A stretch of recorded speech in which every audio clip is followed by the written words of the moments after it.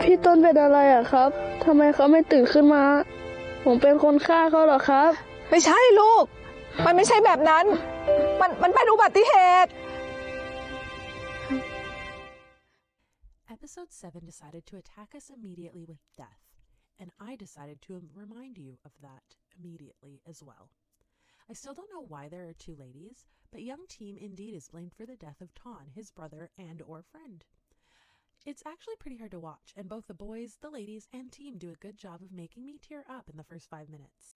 Luckily, my initial assumption that Win was not home proved correct, and he arrives just in time to see Team mid-nightmare. It took him a while to get back, so I guess either he walked all the way home after getting drunk at the bar, or if the freshly dyed roots are anything to go by, maybe he stopped off at the local salon in order to return to being a golden god.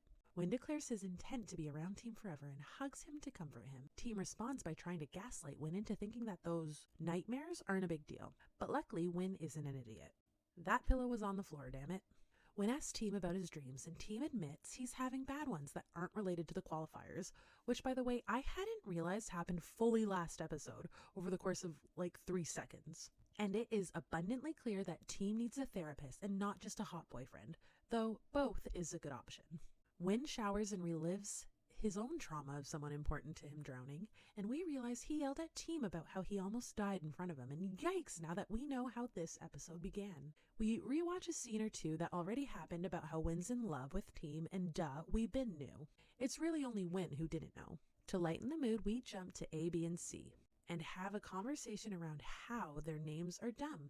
Team arrives to learn he's gonna get dunked. Win teases him and Team teases back, and our clueless trio is intrigued. But I notice and get distracted by Prook in the background, smiling like crazy because he's super cute. A and C make fun of B for thinking he has a chance with Prince, and mention he's wearing sunscreen, and that sunscreen ad will live rent-free like Team Lay's did in Until We Meet Again, just taking up space in my brain. Then we get a cut to Team Wannabe Lays. Apparently there's a campus camera stalker who caught Dean and Parm being cute, and Win takes the opportunity to be jealous over Team, Parm being a ghost ship. Team makes it clear they aren't dating just because he cares for him. Win uses the chance to tease a confession of sorts out of Team, and it's pretty cute.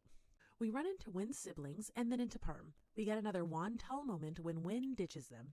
It's pretty much filler, but I appreciate the light atmosphere and the fact that it isn't ABC. I spoke too soon because we cut to them, and Prince eases my suffering. We learn that Prince has an overbearing agent who's making it hard for our Prince B dreams to come true because he's discouraging their love. B overhears but doesn't confess his love because he sucks, and then he sits there with his arms crossed. But it's okay because there's communication in this series, and it seems like B and Prince are gonna be our breath of cute air. That finger holding was adorable. We return to Team and Win to hear the students in the school are homophobic. Win tries to be the voice of reason, but honestly Team is right because there's literally no reason to be hateful to someone because of their preference. I know I'm supposed to take Win's words as wise, but honestly Team is right to be pissed, so I'm gonna glaze over this bit. There's a big swell of music when Team admits that he isn't worried about their relationship, so I guess we just hit a big moment for them as a couple. They mention being together a lot, so I'll take this as confirmation. Prook and Manow are adorable for a second, and we go to a bar. B broods over Prince, and Team and Win join in on the brooding because, again, we are questioning love, apparently. The episode ends without a love confession, but with a bathroom quickie, so I guess potato. I'm giving it a solid 8 out of 10 for the effort. Next week, we get more love confusion because now it's Team's turn to be unsure if feelings are reciprocated. And I gotta say, I get it. We're 7 episodes in, and we need drama.